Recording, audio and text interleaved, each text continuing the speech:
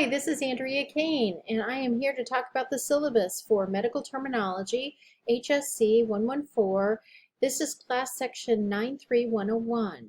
It is entirely an online class, which means that we will not be in person, we will not be on campus. I will post lectures. We will not have online Zoom unless there's some type of a request, such as a Zoom meeting and that sort of thing. Our class starts on August 20th and finishes before or right on December 16th. This is a 3 credit hour class, and it is all lecture.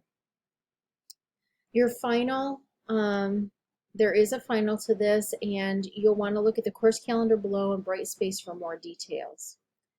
Instructor information. This is me, and this is how you can get a hold of me. Email works best for me. I check my email several times a day on my cell phone if I'm not on the computer. Most of the time I'm in between both, so you should get answers fairly quickly. And even on weekends, I tend to slip in and do a little bit of work. So don't be surprised if you get some responses back. Although I do have an office on campus at Kalmar, right now I will not be having any office hours on the Kalmar campus because of COVID-19 and trying to limit exposure both to students as well as to myself. So my Zoom office hours are Mondays and Wednesdays from 2 to 4 in the afternoon and Thursdays 6 to 8 in the evenings. If there's another day or time that you need to talk to me, we can Zoom or we can FaceTime by appointment, and my Zoom number is there. I will send you, if we agree to meet, I will send you a meeting invitation so that you have all of the information how to get into Zoom so that we can meet. And again, the best way to contact me is through my email. So let's move on. Okay, course information. Course description, we are studying medical terminology. It is the language of medicine. We're going to look at word analysis, construction of definitions, pronunciation, and spelling of medical terms. There are no prerequisites for this class. Our primary common learning objective is critical thinking. That's what we will be focusing on and assessing. Our major course objective, again, focuses around understanding medical language and specifically what we will do is listed under these educational learning outcomes. These are the things that we're going to focus on throughout the entire course to make sure that when you finish, you have all of these and they are all set. Our unit objectives are what we will be working on specifically during specific weeks or with specific chapters. So for instance, Unit 1, we will spend the first 2 weeks on, and that will be chapters 1 through 4 in your book. And then Unit 2 is the digestive system. We will be focusing 1 week on the digestive system. That is chapters 5 and 6 in the book, and that will be week 3, just to give you an idea of how that works. So I'm going to fly through the rest of these. You can stop the video and review these. There is also, if you look in Brightspace under content, under course materials, this information is posted there, and so you can go through it at your leisure as well. So again, I'm just going to fly through here, and you'll see why. This information will be presented to you multiple times each week in different ways. All right, so we finish up with psychiatry. Required materials. You need to buy, rent, or have access to a version of The Language of Medicine by Davy Ellen Chabner, the 12th edition. Previously, NICC up until now has used the 11th edition. This fall semester is where we're starting on the 12th edition, so make sure you have it. It's not that you can't use the 11th edition, because you really can, but the 12th edition is what everything is based off of, all the lectures, all the exercises, the test questions, and all of that. That's all off the 12th edition. Not that you can't do it with the 11th, because you could, theoretically, but the best and most ideal is to have the 12th edition. And then, again, you can take a look at the Evolve website. I would suggest that you contact the NICC bookstore, though, as well, because they will be carrying these books and they will be able to assist you. So how is this class delivered? It is online, entirely online. Grading procedures and scale. Your grades are based on total points, and that comes from your discussions, your assignments, your quizzes, and any projects, papers, those types of things. And again, I try and have everything graded on a weekly basis and available to you within 1 week of the due date. But it is your responsibility to monitor your grades and make sure that they reflect the work you completed and submitted. If something seems off to you, please, please reach out to me. I need to know. Sometimes I miss things. I'm not perfect. And it is important to me that you take a look at that and that you be on top of it and let me know if something is off. I do like to use rubrics because I think they do increase fairness and equality. It's the same rubric for everyone. It takes a lot of the subjectivity out of it and really puts it into objectivity. And I think that can be very helpful to students. There are some things that do not have rubrics to them, and I try and use consistent criteria to grade those when I do that and give you feedback. This is a breakdown by grade of the percentage, and this is consistent with all the NICC percentages. I don't adjust this whatsoever, but I do add up the points and put those in for what we're doing. And this just gives you an idea of the range. And if we look specifically at the number of items, you'll have 19 discussion items, 19 assignments, 18 quizzes, 1 paper/project. It's 57 items with a total of 2,400 points. 21% of your final grade is based on discussions, 28 on your assignments, 40 on your quizzes, and 11% from that project/paper.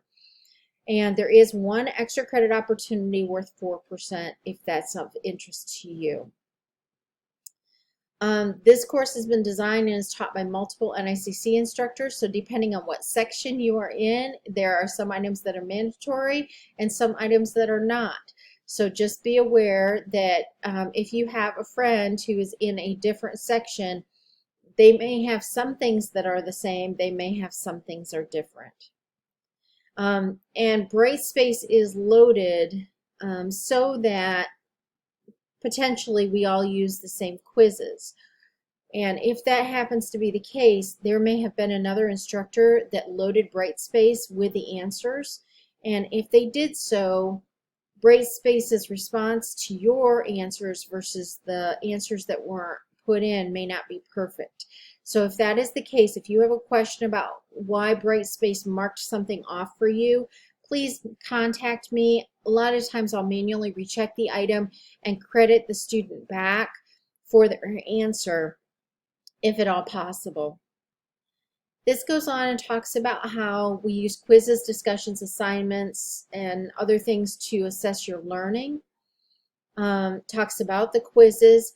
Please make sure that you do not start a quiz until you are going to finish it. If you don't think you can finish that quiz, do not start it because you can't stop, log out, and then log in again. Okay, make sure that you plan on finishing the quiz once you start because you may not be able to stop, log in, log out, and then log in again. It will not work with Brightspace.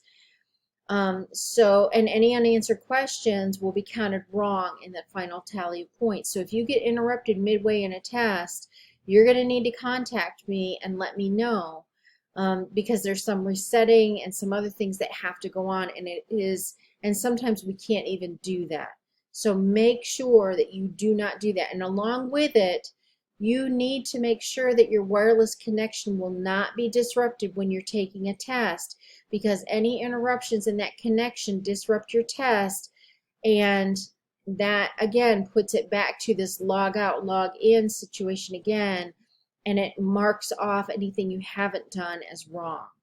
So please, please, please make sure that you have a good solid connection before you start any quizzes, and make sure that you do not log out and then log in again. Make sure that you stay in that quiz the whole time until you are done. Any indication of cheating obviously will result in a 0, and we'll talk a little bit later um, about integrity, but just wanted to let you know some basics here about the quizzes. And if you have questions on the materials, make sure you reach out to me at least 24 hours before the quiz closes so that I can get your question answered. Course calendar, this is really important. It's going to be, this is what you're really going to look at and go by, because this is what we're doing on a weekly basis. That's not to say it may not change. For instance, students who took courses in the spring know this, that when COVID hit and everything moved from face-to-face to online, a lot of the course calendars had to be switched up in order to move through those classes. You will have course feedback opportunities. Please make sure that you do this. This helps us improve things. So anytime you get an email that provides a link to share your feedback, please make sure you do it within 1 week of the receipt of the link. Right away would be ideal. Assessment, you'll notice that throughout this course you will be assessed. You will be assessed at the end of every chapter. You will be assessed periodically throughout with different items, and you will be assessed at the end. We need to make sure that you are learning, and we are also monitored to make sure we are assessing our students. So you help us. We want you to do your assessments and do your, as we talked about up here, your feedback. We really want that because it really helps us improve. So make sure that you do those types of things with assessment and feedback. Course policies, we have to take attendance, and because you're an online course, the way that I look for attendance is you have submitted homework, you are engaged in online discussions, you have completed quizzes and assessments. If you are going to be offline for a week for any reason, you need to shoot me an email and give me a heads up so that I know that you are still going to be moving on with the class and that everything is okay. If I don't hear from you, I will send you an email and I will say, are you okay? Because I get worried about you. I want you to be successful. And this is a course that if you fall behind in, it is very hard to catch up because we keep moving and we take in a lot of material. So it's really important that you stay with this class, that you get your work done every week, and that you don't miss anything. Because if you miss something, you may be at the end of the semester looking at an incomplete type situation to finish. And so I really want you to stay with it every week, and we'll communicate again about how things are going. Academic dishonesty. This is what I referred to just a minute or so ago when we were talking about cheating. This course is foundational for any future career in a healthcare field. If you fail to learn it now, you will have a negative impact on yourself later in your studies, because then you will need this knowledge but have even less time or resources to truly learn it. In addition, you undermine yourself in terms of your professionalism, your reputation, your conscience, and integrity. Academic dishonesty is just not worth it. Choose to be honorable and do the right thing regardless of internal or external pressures. You will never regret it. This is a good time for you to draw a line in the sand and commit yourself to integrity, and know that it is best for you to take the hard road, not the easy road, and do what is right. So I'm going to let you go through here and read through the academic dishonesty information. Now, I realize not all of you are going to be in the HIT program and may not even be in a program right now, but this information is pretty standard to all NICC programs and in most handbooks. So I feel comfortable putting it here for you so that you are aware of it. Examples of plagiarism are paraphrasing without credit to the source, use of direct quotes without quotation marks and or text citation. If you use someone else's ideas and act as if they are your own and you don't cite where you got that information or what influenced your thoughts. Submitting material that was developed by someone else as your own. I understand that there's a very flourishing business out there where you can pay people to write papers for you. That is not a good idea. You really need to develop your own material. It may have been influenced by other people's ideas, and you certainly want to cite them, but you do not want to take someone else's material as your own.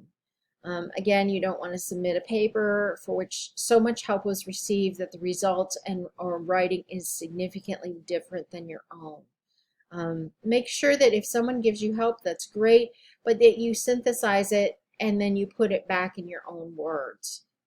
You can use the ideas, but make sure it gets back into your own words. And if you are using someone else's ideas, make sure you cite them as a source, even if it's a mom, a dad, a friend, a partner, a significant other, a co-worker. It's okay to put their name in as that they influenced your idea or that you had a conversation with them that led to some ideas that you've used to influence what you did.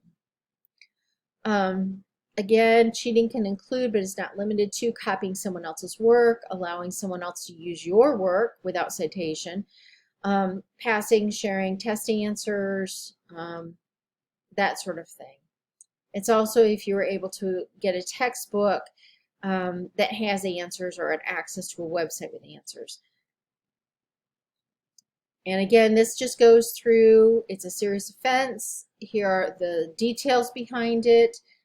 And I really don't want to have any of these conversations with any of you. I think you're better than that.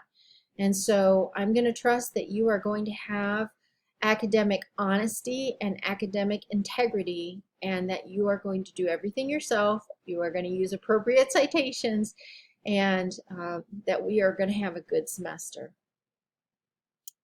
It is not considered cheating if students share notes from classroom activities and discussions and/or video recordings, as long as it's appropriately cited as a resource that was used to develop your own ideas and complete your own work.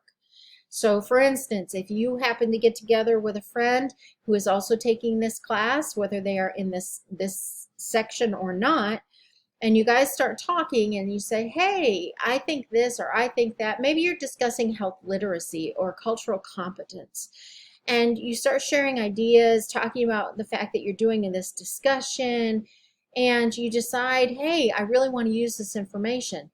As long as you appropriately cited that it was a resource that you used to develop your own ideas and complete your own work, that is fine. It is not cheating. Late work. I don't like late work. I really hate, as an instructor, late work. However, as a human being, I understand, and I experienced this in my master's program. Life happens, and you do end up falling behind sometimes. That is why I do not penalize late work. I realize that's not necessarily something that people who always get it in on time appreciate, but I recognize that life happens. And so because life happens, I'm not going to penalize late work, but I am going to encourage you, strongly encourage you to make sure you turn it in on time, because when I go to grade it, if I don't have it, it will probably get a 0 or whatever is the appropriate grade for what was not completed using the rubric. You can change that grade with me by submitting your item late. Just please be aware that that is not a very nice thing to do to your instructor, because going back and having to keep up with what's turned in late, what's turned in on time is often very challenging. Because a lot of us instructors, we juggle multiple classes with multiple students, and although we want to be attentive to you, it gets very challenging for us. So that's why you'll notice that a lot of instructors do not accept late work, or they grade it down, is because they're trying to discourage it. I, on the other hand, am going to appeal to your conscience and say, unless you have something significant going on, please do not be late. But if you are late, we can work on it and get it in and get it done, so that happens. But if you go into your grades and you see a 0 or you see a very low score, it may have been because it was not turned in on time, and when I went to grade it, I didn't have it. And so that's a good heads up for you that you must have missed something. I do not accept discussions late. That is the one caveat. I do not accept discussions late. When discussions close on Monday nights at 11:30 p.m., they are closed. Those are ones that you can't go back and redo, but you can for assignments and quizzes. All right, assignments. They are due on or before the specified date in typed form. I'll let you read through the rest of that. I expect everything to be done individually unless I request you to do something as a team, group, or class assignment. Extra credit opportunities are offered to all students. I do not do individual student extra credit opportunities, and your extra credit points cannot be used to regain points if you lose them due to academic dishonesty. So use of technology in the classroom. I'm going to skim past most of this because we're online and it doesn't really apply, but I have it here because occasionally something strange will happen and it's here just because. So like I said, I'm going to move past it and move on to classroom conduct. Behavior. Classes are an excellent place for students to hone their professional conduct and communication skills. We are all expected to be respectful when dealing with each other. Use of polite language and appropriate tone of voice when communicating demonstrates such respect. It's very easy to misinterpret emails. and it's not intentional, but when you think about how much of communication is in the sound of someone's voice, in their body language, in their facial expressions, it's very easy to misinterpret something when it's just words on a page. So that is why we need to give each other mercy when we think about communication. We need to be super respectful, but we also need to give mercy and not take a personal offense at what is in an email. And really, if there is something there, we need to try and get behind it to see what's behind it, to see, okay, was it really intended that way? Did I misread it? Did they miswrite it? Sometimes we put things down and autocorrect gets in the way. Anybody ever texted somebody and autocorrect all of a sudden changed some words and that changed the content of the communication, and it also may have changed the tone of the communication? It can be downright embarrassing at times what autocorrect can do, especially if you're texting. So we won't be texting in this class, but it's a good place to come from in thinking about when you're emailing, if someone has a misspelling, if someone uses a different word than what you thought they were going to use or what you thought they should have used, and just realize that sometimes we hit send before we have done an adequate job of editing and reviewing. Make sure you review and you edit before you hit send, whether that's an email or a paper or an assignment or discussion post. Just take that extra couple of seconds because misunderstandings can occur, unfortunately. And we're in this world where we need to take things professionally, not personally. But again, let's just all try and work together and have mercy with one another, realizing that we genuinely are trying to come from the best possible place, and that there are ways that we can all improve.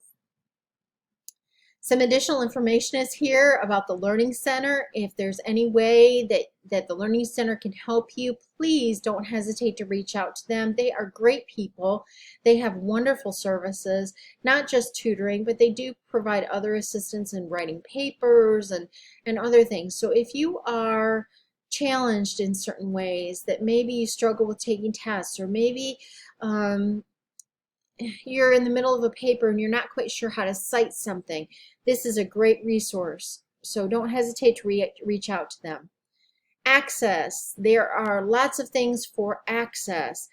You have this Read Speaker for Brightspace, and there's other things in Brightspace that will help. So if you are an auditory learner, if you are someone who learns by hearing, there are some good features in Brightspace that will help you. And don't be shy about reaching out and trying to see what those are and testing those. We try to respect course copyright, and we ask that you do too. Again, we talked about etiquette guidelines for our communications, trying to make sure that we maintain civility, politeness, kindness, understanding, compassion in what we do. Accommodations policy. If you are someone who has a disability, please make sure that you go through NICC's Office of Disability Services, because there's a wide variety of things that they can do and offer to help you. And I also ask that you reach out to me privately. If you have or need an accommodation, let me know.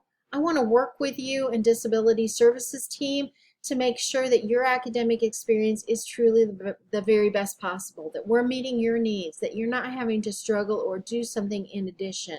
And I want to respect your need for privacy with that as well. And that can be between us and Disability Services. So if you have or need an accommodation, don't hesitate. Reach out. Let's make this the best that we can make it. We want you to succeed too. And we all have things that we don't do well. Every last one of us, if we are honest with ourselves, we all have some shortcomings and struggles and weaknesses. Our goal is to try and improve as best we can, but also utilize the services that are available to us to help us be our best. Statement of non-discrimination, absolutely. NICC and all of us here at NICC, we do not discriminate based on the basis of race, color, national origin, sex, disability, age, sexual orientation, gender identity, creed, religion, actual or potential parental, family, or marital status in our programs, activities, or employment practices.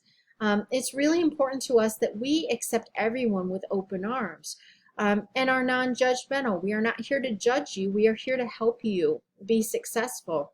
And really, so many of those things shouldn't be a consideration when we do what we do. We want everyone to be successful. So, moving on, course calendar. Typically, your due dates are on the Monday following the week of class. So, the week starts on Tuesdays and ends on a Monday. So, for us on the online world, our first week starts on Tuesday, August 25th, and ends on Monday, August 31st. There are occasionally some variations. I might have some mercy on you and open things early or extend deadlines. So make sure you check Brightspace. Everything in Brightspace is up to date. Sorry, I needed to take a sip of something to drink there. But I would always check Brightspace. I try and keep the dates in Brightspace consistent and accurate, and that is the most up-to-date place to check. If you are still not sure, then go ahead and ask me. Shoot me an email and say, hey, Andrea, Brightspace says this, but I'm not sure about that.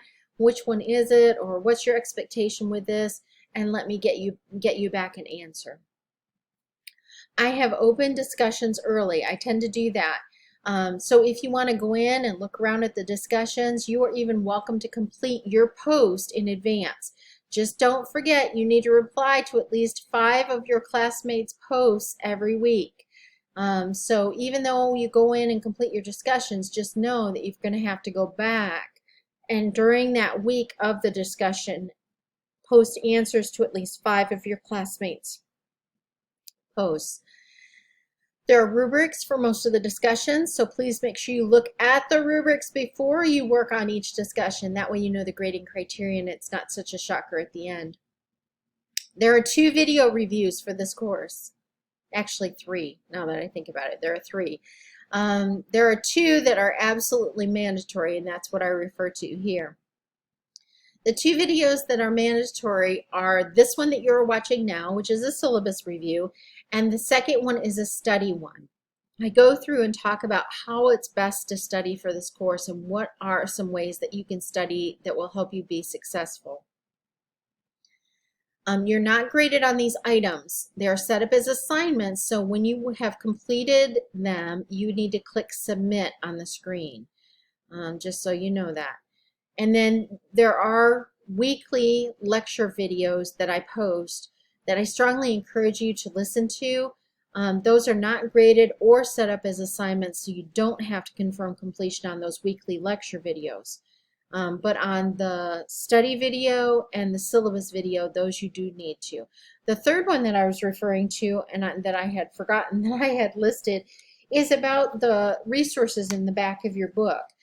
So there'll be a short video that you can click on that looks at what are back in the appendices and how could that possibly help you as well. Assignments. Assignments can be started and completed at any time through the course, but have specific due dates. There are rubrics for all assignments except the extra credit opportunity. So look at those rubrics again before you work on each assignment so you know the grading criteria. These come pretty late in this course. Week 15, there's one on medical terminology. Week 16 is your final project, and week 16 is also your extra credit opportunity. So again, you can start these and complete them at any time, but they do have specific due dates. The things that are open weekly, you have weekly assignments and they are under quizzes. Those open on Tuesdays at 12:30 in the morning and close on Mondays, the following Mondays, at 11:30 at night. There are 2 attempts available. They are timed but not time limited, meaning that you have an enormous amount of time to complete these weekly assignment quizzes. And you are graded based on completion only. That means your grade is not going, your final grade for your weekly assignments are not based on your results. You will get to see your results, but I go back and final grade them to 30 points because my intention with these weekly assignments is that you complete them. They are a dry run for your weekly quiz where your score determines your grade. So the purpose behind these weekly assignments is so that you understand what it is that you're going to need to study up on before you take your weekly quiz. I may need to manually rescore them if Brightspace answers are slightly off from yours. And again, your final grade for your weekly assignments will reflect completion, which is 30 points, not your score. So you can bomb a weekly assignment and still get an A. The point of the weekly assignment is to show you the areas you need to study before you take the weekly quiz. That's really the purpose. So what are the weekly quizzes? Those are going to open on Fridays at 12:30 in the morning and close on Mondays at 11:30 p.m. You only get one attempt. One attempt. So this is where it goes back to make sure that if you're going to start a weekly quiz, you're going to finish it. Make sure of that. And also that your internet is stable because you only get one attempt. It is time limited because I want to know that you have this information, that you've studied it, that it's in your head, that it's coming out quickly for the quiz. And these are graded based on correct answers only. Correct answers only, not a grade for completion. It's correct answers only. Brightspace automatically scores and grades these.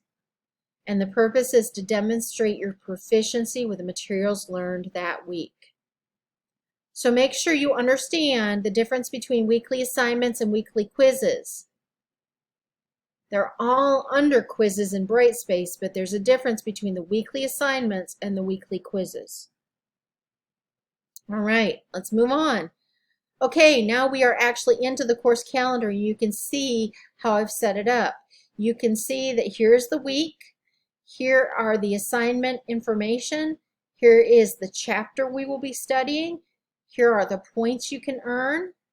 Here is the educational learning outcome. We're going to be looking at these objectives, and we are going to be focusing on the specific unit objectives of this. And our common learning outcome is critical thinking for every week. So this first week, you need to make sure you review chapters 1 and 2 in your book. We will have a discussion. And actually, I'm looking at this and I'm thinking that this is slightly off. Hang on. One change that may have happened with this since I worked on this is that the history of midterm may have moved to week 2. So just in case I misinterpreted that, understand that if it's not in week 1, it will definitely be in week 2. I think I put it in week 1. I'm sorry. I have been through so many classes in such a short period of time that it's all a little blurry at the moment. But you will have this, you're in the middle of this video review of syllabus. The video review of this chapter study guide is out there for you to look at, as well as the video on review of book features, looking at those last couple hundred pages. There are lecture videos for chapters 1 and 2, and those have PowerPoint presentations with those. You will have a weekly assignment and a weekly quiz. And the weekly assignment will be over these 2 chapters, and the weekly quiz will be over these 2 chapters, because that's what we're studying. Then when we move on to week 2, we're on to chapters 3 and 4. As you can see, we will have a discussion about disease and mortality in Africa. Our second discussion is medical terminology and critical thinking. There will be lecture videos on 3 and 4, and then your assignment and quiz, which will also be on chapters 3 and 4. All right, and the rest of this just goes through week by week, the same thing. It lets you know what chapters we're on, what will we be discussing, and the fact that you'll have weekly assignments, weekly quizzes.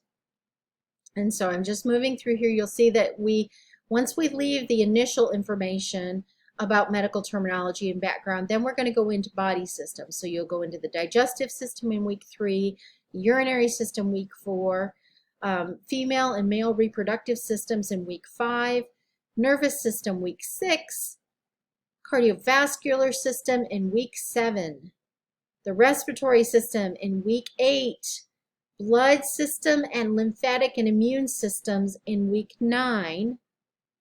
Week 10 is the endocrine system. Week 11 is the musculoskeletal system. Week 12 is skin, eye, and ear. Week 13, we look at cancer medicine, which is called oncology, as well as radiology and nuclear medicine. And the reason these 2 are together is that radiology and nuclear medicine is most often used with oncology. They have a hand-in-glove kind of relationship, that they really work together. So we're going to study both of those chapters in week 13. In week 14, it is Thanksgiving break, and I've tried to keep it light for you so that hopefully you can enjoy that week with your family and loved ones and friends. Week 15, we touch on pharmacology and psychiatry. We're going to focus mostly on psychiatry in week 15, but we will touch a little smidge on pharmacology. All right, and our weekly assignment and weekly quiz will focus just on psychiatry, so you know.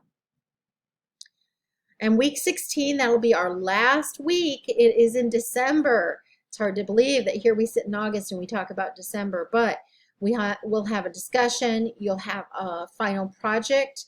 We'll do a final lecture summary with some ideas and whatnot. You'll have a comprehensive review assignment and a final exam. And then, of course, your extra credit assignment opportunity is there. So that is it. That is it.